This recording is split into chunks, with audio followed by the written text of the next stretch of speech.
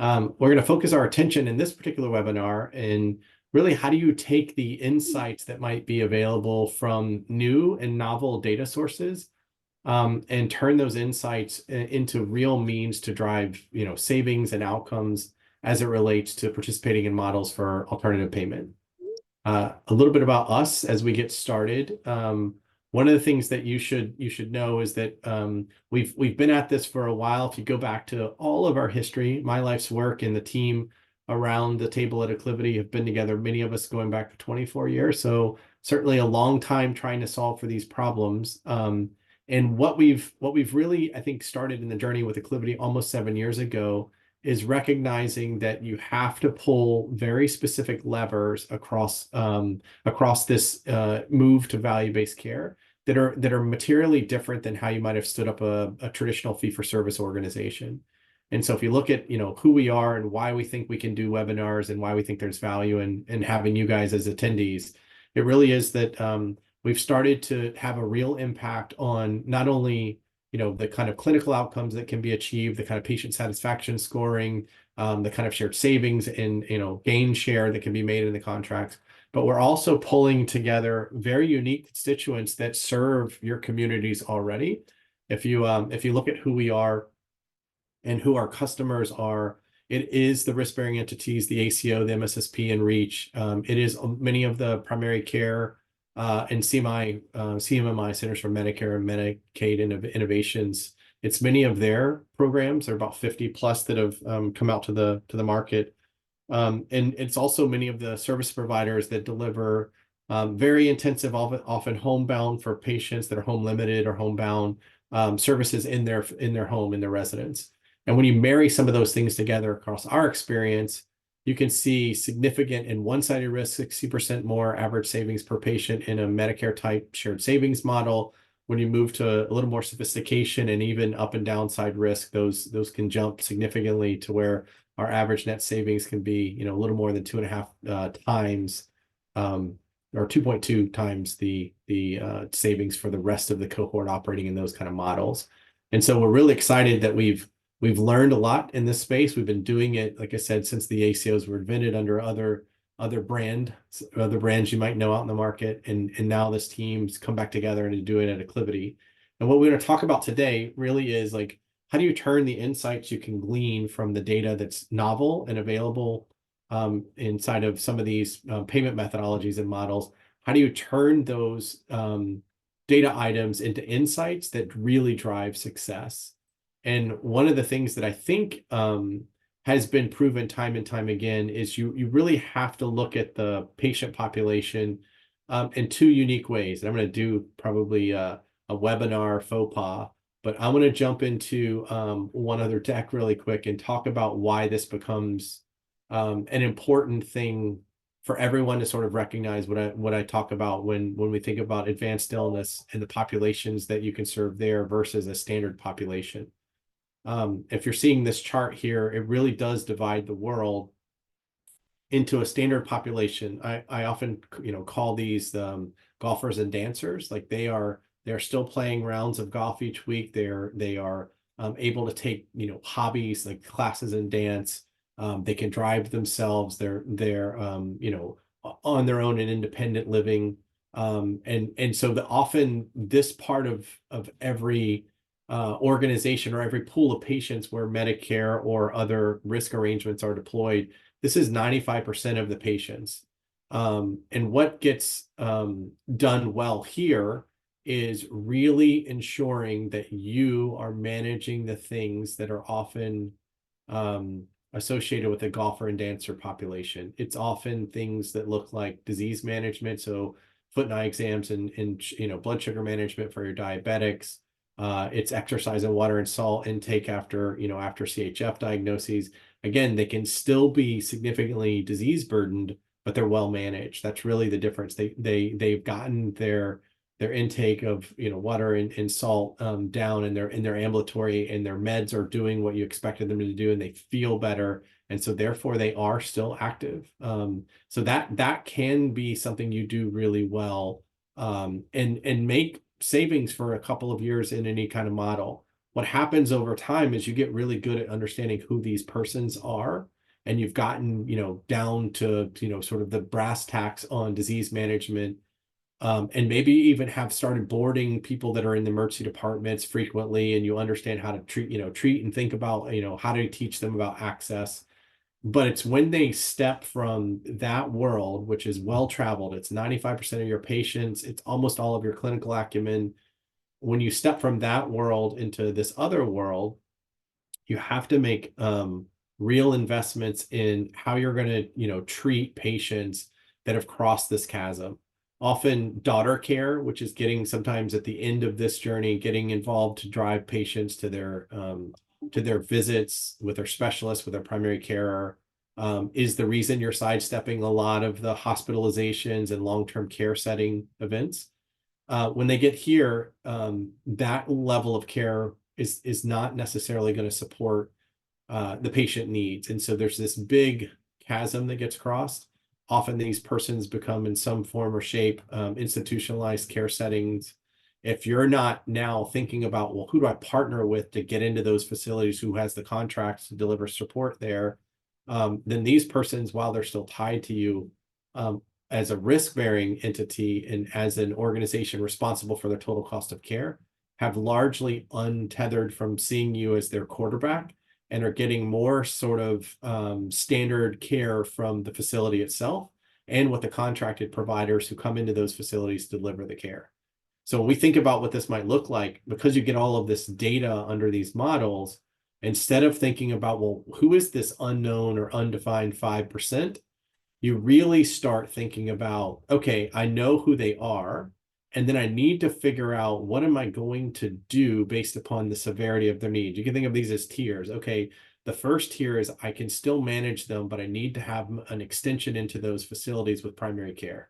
Okay, I'm starting to see significant issues after this TIA with ambulatory issues, so I need to get, skilled PT into that facility so that we don't have the cycle between, long-term skilled care, rehab, and then hospital events happening back to back to back. And then eventually, one of the obviously the highest level tier, end of life level of care is potential hospice. And then you should be doing feedback about, like, what are the things that you're seeing that are working? Did that encounter or set of encounters with home health resolve the issues, et cetera?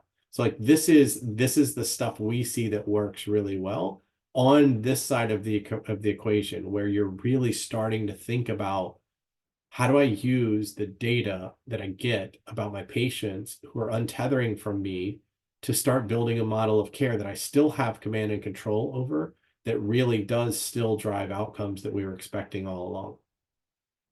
So that's one of the things that I think is one of the primary differentiators in any ACO, not just ours that we showed our great, sort of marketing asset about, like, hey, we do great in Medicare shared savings, we do great in ACO REACH because they're public and we can show you that.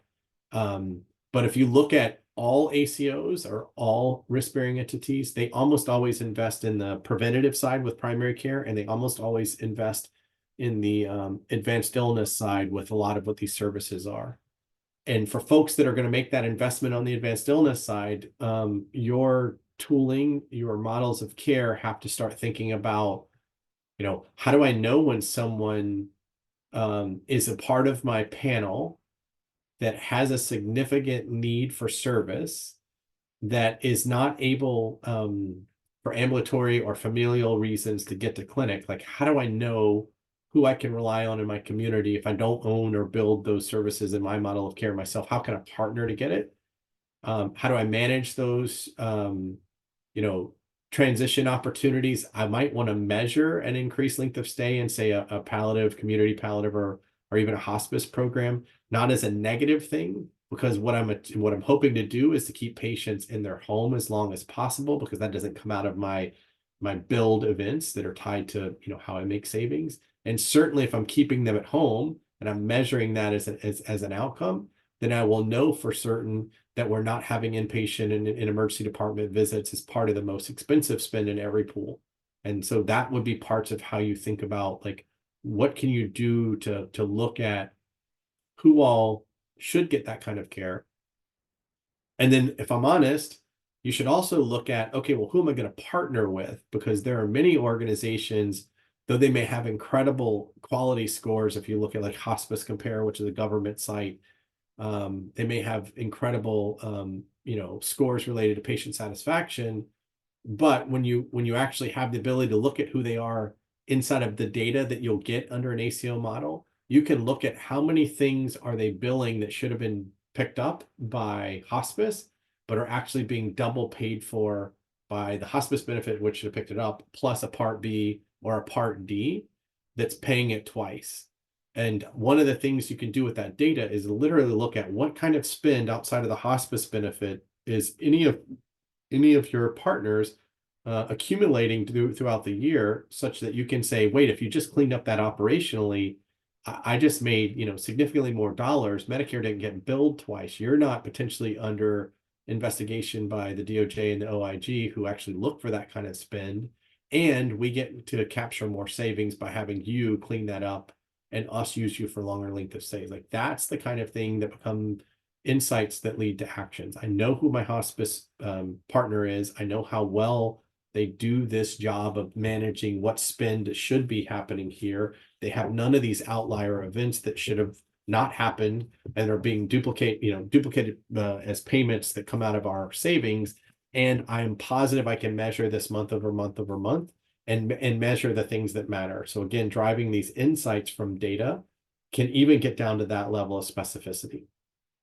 We think that's unique because if you do that part well, you can literally, achieve savings just by network alignment to high performing hospices who already do this well. And I'll tell you, when we look at this as a place to gain insights, there are folks that are pristine and do it like 100% of the time right. And there are folks that are at the other end of the spectrum. And if you looked at Hospice Compare or CAP scores or any other kinds of things, you'd see that they're almost identical in that measure, but in how it would work relative to things like managing shared savings, one of them's excellent and the other one's not. And so those things kind of are really front and center when you think about like, how do you use data to build insights? When you think about other big things that people like to talk about, they often like to think about, well, what risk stratification is gonna ensure that you see the right patient at the right time for the right thing. There are many, many metrics that we can use, and I'll do the other faux pas. There are many metrics that we can use inside of any kind of analytics tooling that you'd find in the market that allow for you to do risk stratification. Almost no one does all of them. What you have to be conscious and focused on is how is what you have in the Swiss Army knife of risk adjustment or risk stratification, of which of those tools actually is going to drive the potential best outcome for you. Because I will tell you, you would align your model of care every time. If you knew this risk, that this Swiss Army knife existed, you would align your model of care to the biggest problem you face by looking at it through the lens of, is the problem here is I have resource utilization bands that are far greater than my market, therefore my benchmark is always going to be wrong. Or is the problem here that I literally have by functional status a number of patients that are far more frail and impacted by their disease burden than, say, the normal population of a market. This could be there's an access issue. Resource utilization is through the roof in the emergency and hospital department.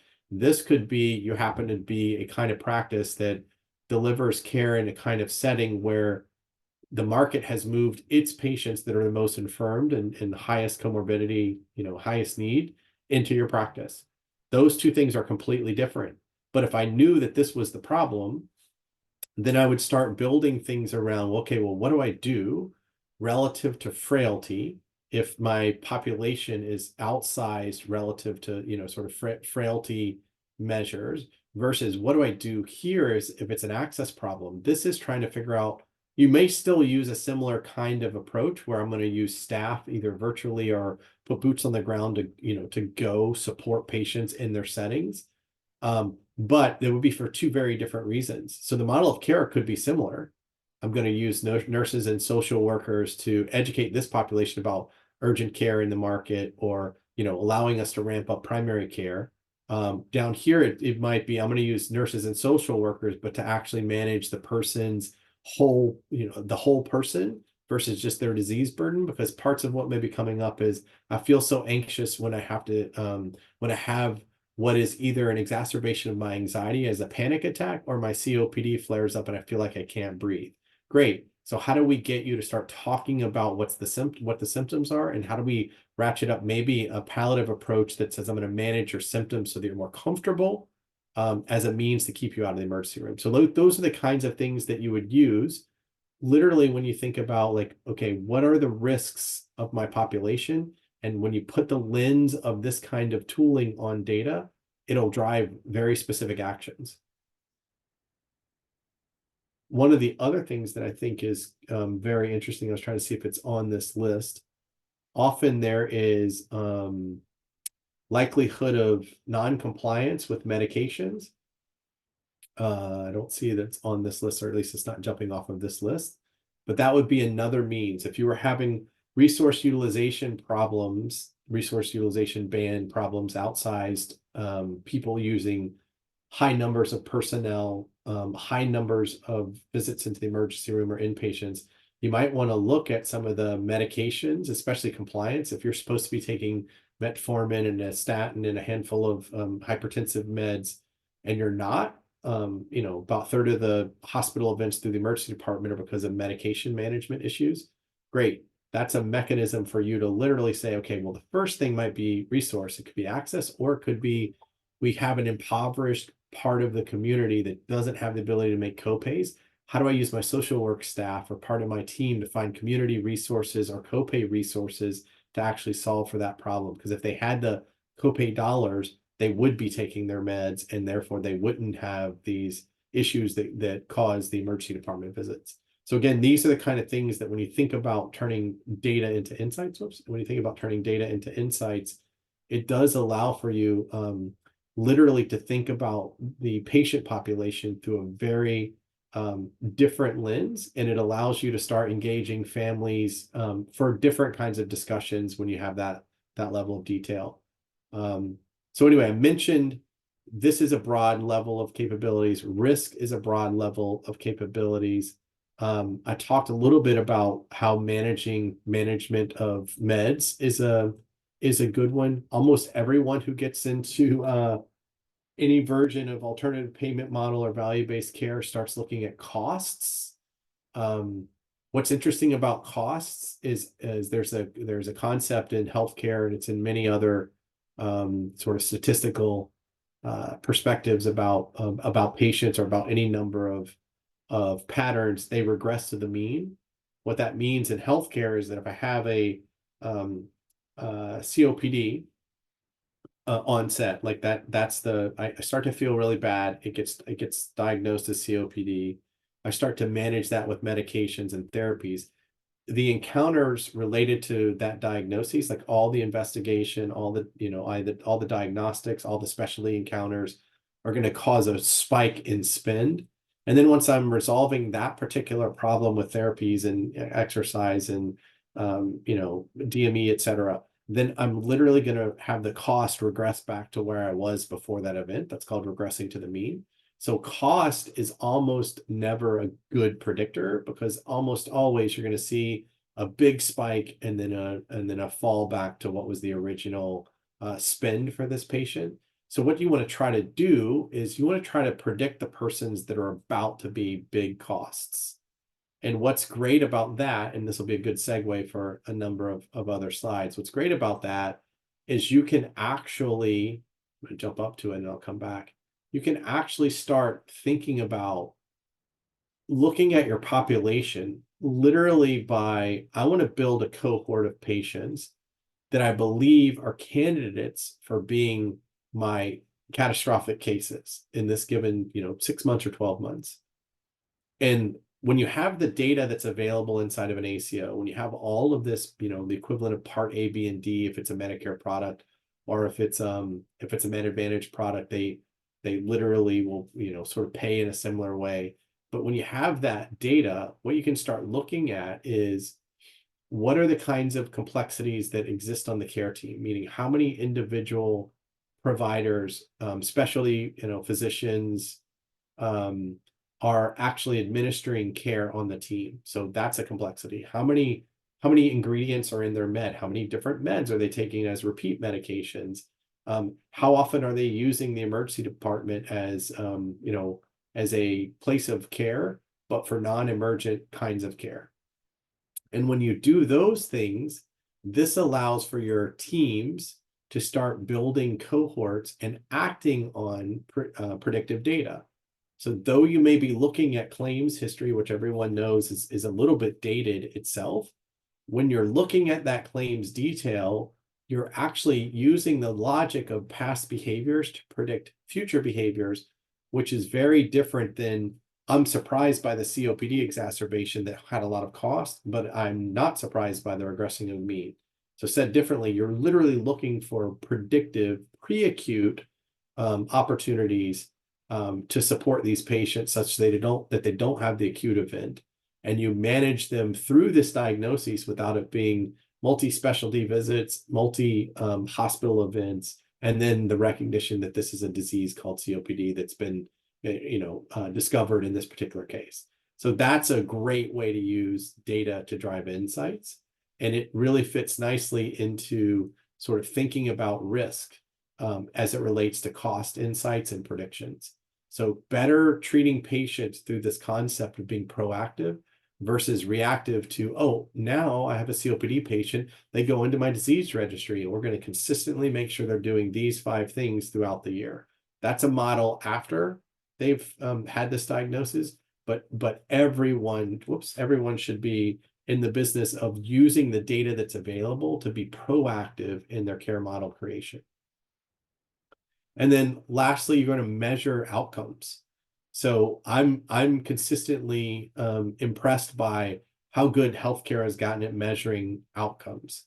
So, everyone everywhere can see in real time and count per patient the number of events that happen across the United States. We collect sources ourselves as Acclivity from 30 different HIEs, over 10,000 individual sources in real time. So being able to recognize the problem and then manage it is very much, current capabilities are robust and mature.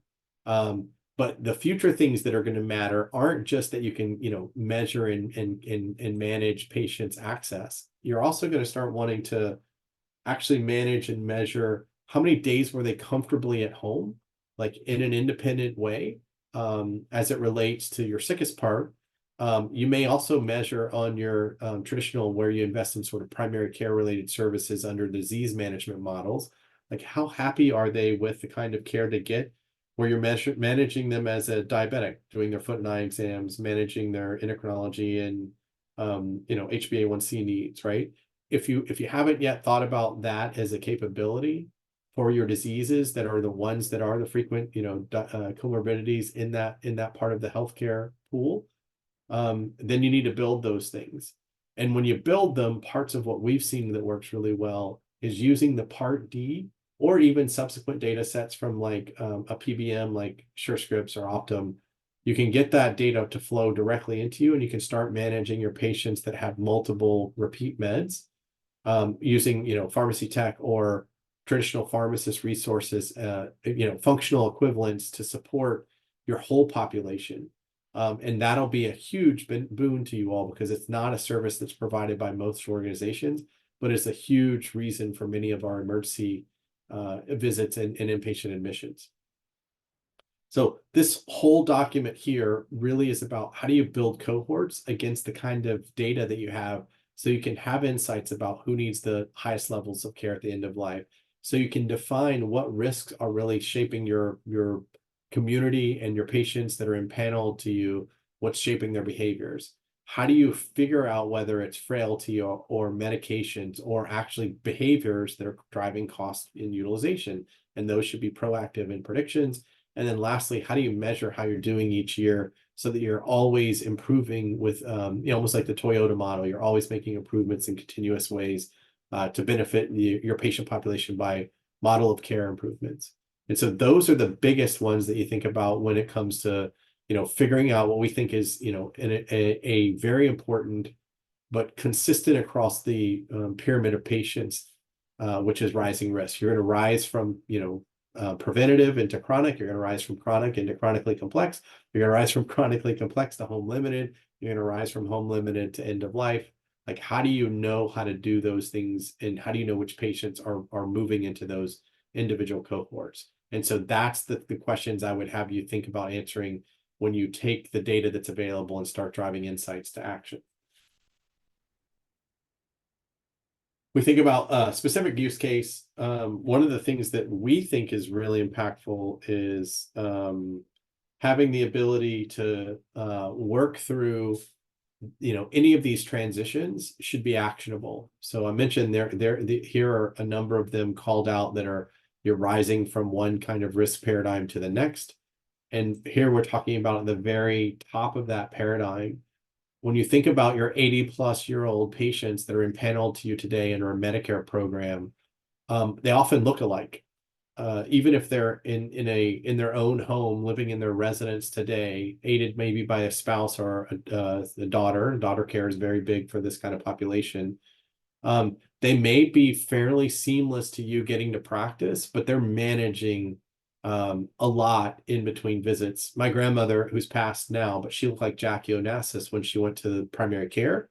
But when that wasn't on the schedule for the day, she didn't get out of her bathrobe. So we're only getting a part of the picture, and we're getting probably the most convenient and the best version of themselves when they're seen. And so when you start seeing persons that have this many hospital dominant conditions, and they're managing all of this frailty, and they may even gain part of their services in skilled facilities, you recognize that there's going to consistently be versions that have to exist and even that population where they start to creep up into, now it's about symptom and whole person support versus, just the disease support. And eventually it's going to be end of life support.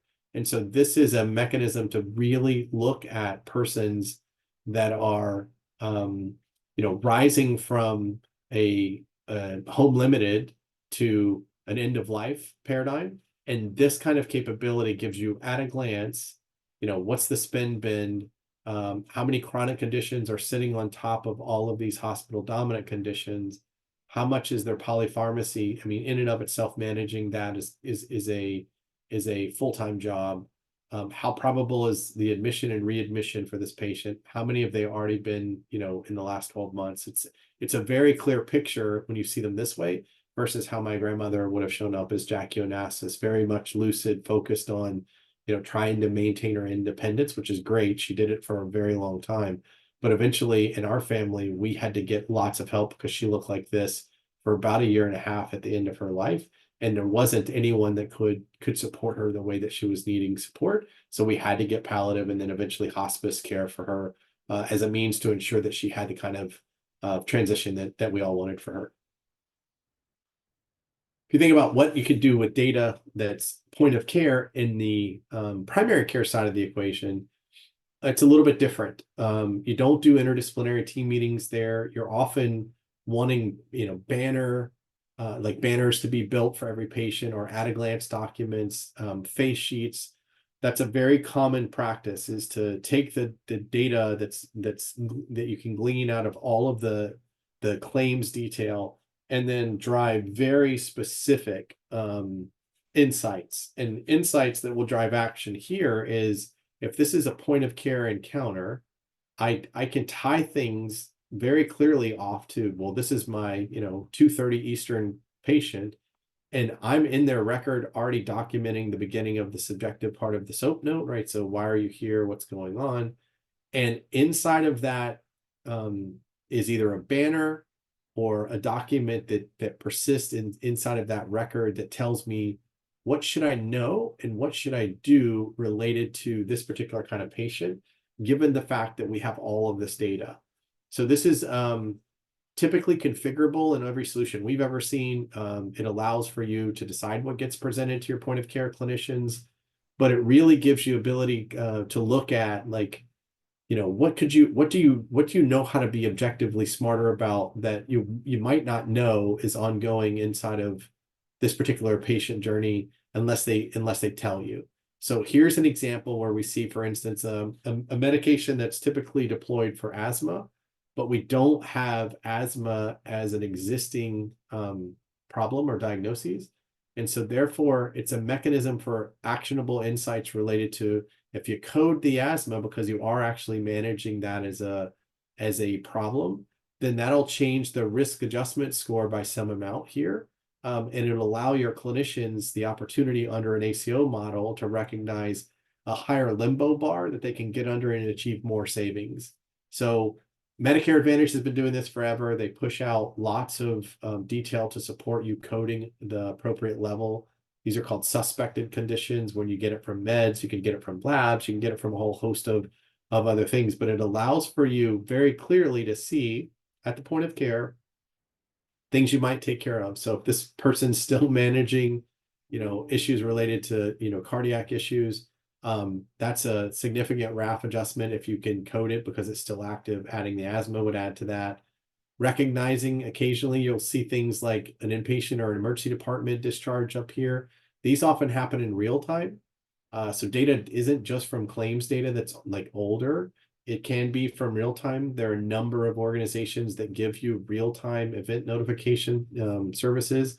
So Patient Ping, which is now called Bamboo, Experian Health, Audacious Inquiry, which is now a point-click care company, Collective Medical, which is a now point-click care company, and then about 30 HIEs that are state-based, all exist in the United States, and they're all fairly inexpensive, some of them even free.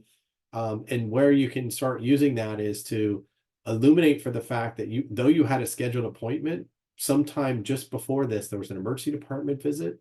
And unless the patient volunteered that I was just in the emergency department, it would be a way for you to have objective facts to ask about what was going on, how are you feeling, did they give you home meds? You can do med reconciliation in your EHR, so you can fire them drug to drug, drug to allergy, drug to problem alerts to make sure that they're not going to have an adverse medical event. Like there's all of those actions that would come out of the fact that an event notification relative to an admission or discharge from an emergency department or hospital visit would give you the ability to sort of do real things like med reconciliation and documenting details related to that encounter and documenting some of the patient complaints prior to that encounter. Again, you're always trying to figure out how to help the patient have a better outcome.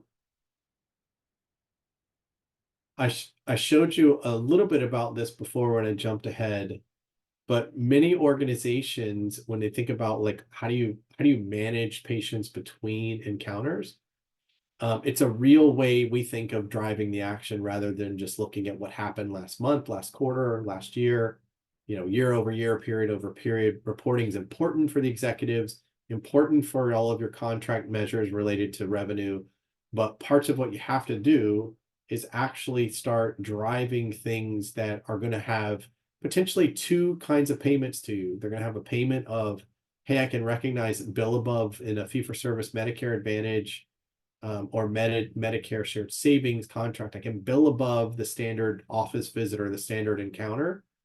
But I also, when I do this, will sidestep, by most research, you'll sidestep a follow-on hospital event. So if a person qualifies post-discharge, again, getting it from real-time sources that I mentioned before, then you can document that they've met the required components to bill above for Medicare and Med Advantage concept for transitional care management. These are $250 or so above a traditional visit.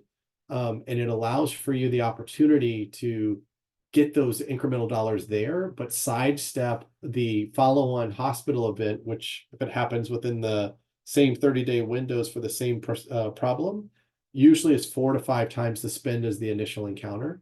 So there's two goodies that happen there. You get the incremental, adjustment to the bill above encounter, but you also get to sidestep the future readmission, which is again 4 to 5 times the initial admission. So you want to think about building, care management workflows that have that sort of two-sided payment thought. I get to capture, bill above events, but I also get to sidestep, some bad things that typically happen if they aren't done well with this kind of incentive that Medicare and Med Advantage pushes out. And that's the same for things like chronic care management, or there's now remote patient monitoring. There's a whole host of things that will fit in these kind of buckets that really are thoughtful if they're deployed in the right way with the intentionality of capturing, again, both sides of the payment, the goodie for seeing them and doing the right thing according to regs, and the goodie for sidestepping that readmission in the same 30-day window. We talked a lot about building cohorts. We talked a lot about how those should drive actions, and those could even drive scheduling events. Most practices, if they're fully honest about like how persons get into the clinic or into the practice, are impaneled, or they get seen by any of the clinical staff, it is very much whoever asks for it gets it, based upon how long we're scheduling out.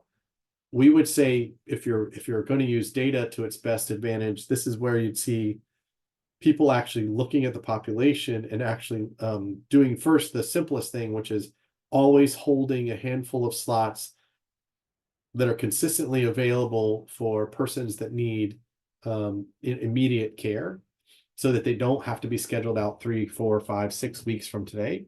And it allows you to look at them first to see if they have a value of you giving them the slot. So let me say that differently. Most organizations slot by whoever calls and asks for, or goes in the web and attempts to schedule. That's sort of the basics. The basics plus is that, plus you're saving off, a handful of slots each day so that you can see patients that need you to sidestep a crisis event. Basic plus is you're doing those two things, plus you're actually starting to look at the panel of patients that are aligned to any of your contracts that pay for savings or double-sided risk, and you're saying, who could I see out of the data that I have that would be most well served to get that slot today? And it's a proactive scheduling component. And when you do that, instead of just holding slots for somebody who needs, to be worked in, you're literally thinking about, I'm working in people proactively that if we don't see them, it's evident that they're going to have another, long-term skilled stay, another inpatient or emergency department visit. And you literally can use the data of the, the ACO or the health plan to drive how you might define who should get scheduled for the next available slot, versus letting the patients themselves try to figure out, how do I go here and why? And then lastly, these three kind of flow together. In almost every market, these kinds of things are important, but rarely done. If you look at the national average transitional care management opportunities that are actually billed all the way, followed all the way through the regs that get all the way to a billing event, is about 5 to 10% annual wellness visits, and that same sort of 10 to, I think, 15% sort of is the national average. If you do these things, when we get involved, like these are usually in the 90%, like what could have been billed is, because you're actually, again, thinking about building cohorts, scheduling those cohorts, and then building a model of care that make these things a natural occurrence versus an afterthought. These three things, like I said, kind of hang together. If you're getting raw claims data on an ACO and you're getting your participant rosters, your patients that are impaneled in the ACO, you can marry those impaneled patients with knowing who needs an annual wellness visit. But more importantly, you can marry it with other data beyond just querying the data. You can marry it with other data. There are data sets available that literally give us all the way down to the 9-digit zip code, down to the neighborhood level. What's likely the social issues, social determinants of health issues that these individual patients face. It's often safety, it's housing, it's copay needs, it's whole host of, like, it's stress related to living environment. Like, there's a whole host of things that can be gleaned out of your patient population that are very accurate in predicting, what are they facing given their 9-digit distance zip code. And if you knew that about a patient, again, it would help you schedule, it would help you decide, how to manage them in any of these kind of programs. And then if they're about to flip into one of the higher risk categories, you got to overcome the fact that their biggest risk is really their safety. And getting them care might be important, but if it means they have to open their front door where the environment they live within that's more of a safety concern from a Maslow's hierarchy of needs perspective, you're going to have a problem. And so often people literally come up with community answers to those problems based upon data. So that's a really great action you can take. from the insights you can glean from not only the data available from the ACO, but augmenting that data with real world social determinant data. So what do those look like? Any one of these creates a cohort.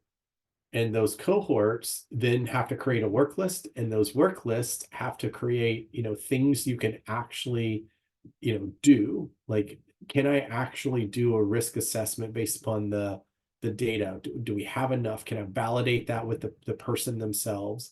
Can I understand that any chart review or chart prep that needs to get done has been done prior to, seeing patients in a given week or day or period, right? And then are these things, if you status them, is the team overburdened and there's too many persons and the work ratios are wrong? There's too many patients per clinical staff. And you can see that based upon literally building cohorts that allow for you to understand clearly what they're dealing with, how much the team's able to do their own assessments and chart prep, and then if they make it or not before the deadline defined by how you're managing that part of your population, it'll tell you how much your work resources and the work ratios are correct for how you're thinking about how you might do care management, especially for cases where you're looking at major overruns and the kind of expenses that are already happening in these cases, where if you don't stop them, they're going to hit cap, which is not great. But for these patients, that's another $100,000 of spend. They would all be needing about that much more before they get there. That's a lot of room you have to play with here on these kind of patients that are, again, typically the ones that need your kind of attention based upon claims, clinical data, augmented social determinant data, really driving a task list for your persons that are in care management or navigation to work them. And then what I like about people that are doing this really well is they start not only thinking about how to build good lists and how to burn those lists down, but they also start thinking about, well, who's a candidate for a list? And I don't think of them as disease registry kinds of lists. This isn't managing my diabetics and my COPD, CHF population. This is more along the lines of predicting who's likely to have that crisis event, who's likely to have what's the probability of this person being in the top 5% of my utilization, like using up my resources plus the hospital and emergency department resources. Like, you can make those predictions. And when you do that, that candidate list becomes, okay, these are persons that I need to build something for, but they're not going to fit into any of these. They literally have to be in this new thing we build, which is, how do I manage these persons that I know with real certainty are going to be the problems this year that will regress back to the mean next year, but these are my this year's, island of misfit toys. How do I manage them well as patients? Because they're about to have significant, issues this year. And if you don't, then you're always reacting. And so I love the fact that folks are getting really good at thinking about how to build candidate lists from things like likelihood of hospitalization, likelihood of being in the top 5% of utilizers over the next 12 months. And then obviously, how do you drive the actions? You often will build those task lists. You'll do assessments because, again, task lists are the opportunity for you to create an action. The actions can be any of these. You can assess, you can manage comments back and forth. This sounds simple, but the number of times that persons have to engage as patients in the environment inside the healthcare ecosystem and describe the same specific private thing to you all about their journey, about their healthcare needs, like, that's a comment. It doesn't have to be in the record. It could be a comment shared back and forth amongst the team caring for this patient. Same with patient status. If they're often managing dementia and they're having difficulties with management of outbursts and behavioral issues, like, again, you can status these things as part of what you do as an action. The action doesn't have to be billable. As a matter of fact, most of these aren't billable. They're coordination events. They're further deep diving on the patients. They may create a schedule or a referral for billable events, but often if you look at these actions, they're really documenting, further educating the team about what would a good outcome look like and how would you get there if you did a good job as a care management team. And then last little section of this webinar is really thinking about like, okay, I've thought about this through the lens of rising risk. I've thought about this through the lens of care management or case management. Now let's think about it through the lens of my patients and how they have typically accessed the system, especially in every pool. You're going to see the highest spend is the acute emergency department spend. And so, how could you, with this data, start really thinking about, okay, who are my familiar faces in the emergency and hospital settings? Why are those behaviors happening? And again, you can often look at across the entirety of the Medicare population or across the individual, practitioner, think, primary care physician, like you can distill it down to those levels, and you can start building again cohorts that allow for you to think about, okay, this next problem is slicing the panel of patients by their behaviors. And I literally want to start boarding, is what we would call it, like boarding those persons that are in the hospital. I want to impact the current journey as much as I potentially can, but I mostly want to start educating them and their family about how to recognize the next thing that's going to happen. So a couple of ways to do that.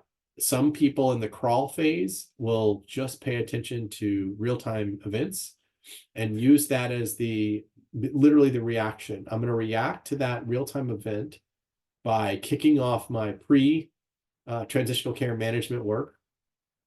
And as soon as the discharge occurs, I'm gonna have an SLA, a service level agreement amongst my care managers, that the next available care manager will grab that case and they will reach out to the person and attempt to have in that first 48 hours a conversation. So that's the first mechanism.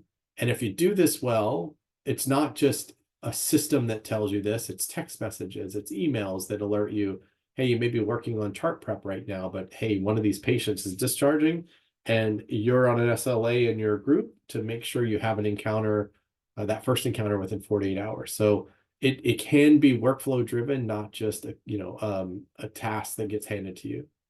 So that's thinking about reacting. You also can look at behaviors, previous indications, and use those previous indications of their behaviors to predict future. We look at these as coordination risks in our way of thinking. Like it's a person that if they had a person to call, a reliable nurse or social worker or care manager or navigator to call, they would often not actually call 911. And so once you know who those persons are and you kind of know the behaviors that they display and exhibit before they are going to be a high utilizer, you can actually build a model of care that says, okay, Miss Smith, on or about the end of every month before she gets her next payment from, her benefit from Medicare or from the VA or whatever, she really starts having this panic rate rise up in her, and this level of anxiety sort of skyrockets. And so what we're going to do is send a personal aide out, and we're going to just do more of a lonely visit. We're going to do it once at the 18th or so in that sort of time frame, and once near the end of the month, and that will keep that person from feeling like she's on her own and has to go get support from the emergency department. And literally that is a huge benefit for taking that person whose behavior is driving the need, not the actual healthcare disease burden or exacerbation of symptoms. And then obviously you can predict things like what's the probability of admission and readmission, and you should build very specific models of care and action your team to literally know and think through, when I get a discharge, if I'm up here in the crawl phase, when I get a discharge, is this the first discharge in the last 30 days, the second, the third? Because if I've seen it happen back to back to back, it's going to happen again. So great, I don't even need to use predictive, modeling. I can literally use behaviors that I can see. But if you get a little bit more into the walk and run phases, you can actually make great predictions. Really highly probable predictions are made here using tooling that's available and generally available, inexpensive tooling that's out there that literally allows you to make these kinds of decisions. And then lastly, look around your market and make sure that you are tapped into HIE, health information exchanges. Colorado is probably the most saturated market we've ever seen. They've got they have about 10,000 sources that give them real-time event notifications. So it's not just the hospital and the acute settings, it's the hospitals, the acute, the post-acute, it's all the ambulatory, specialty, primary care providers, it's hospice.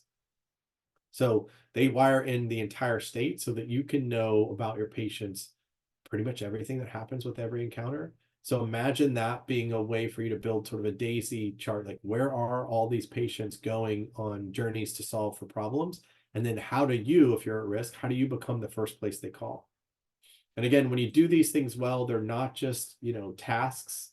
They can actually, deliver themselves as text messages, and they can deliver themselves as emails so that you can click on a link and not have to log into any system or document in any system. You can literally just start understanding what's happening, what phone call I need to make, what the number is, the contact information, like all those things can happen. And then, as I mentioned, you should always be boarding, which is really just looking at how are my patients actually using facilities that are the emergency department, and who of my impaneled providers caring for these patients, who of them are behaving in a way that we might be able to either train them up, or if they're not employed, we might be able to carve them out of the network. That's literally how MedAdvantage has done it forever. If you're showing a lot of bad behavior in a Humana, Optum, United, Aetna, Blue Cross Blue Shield plan, often it may be hard to get next year's contract because they're really seeing a behavior that's you're the tallest tree in the forest that you don't want to be a tree at all in. And so they're gonna look to try to, either improve the behavior, give you a different kind of contract, or move you out of network altogether. And so so that you can control that in your own world, you should be boarding your patients. And again, you can now see, why are they going? What things could you do to specifically support them where some of these things may not be appropriate for, an emergency department care setting.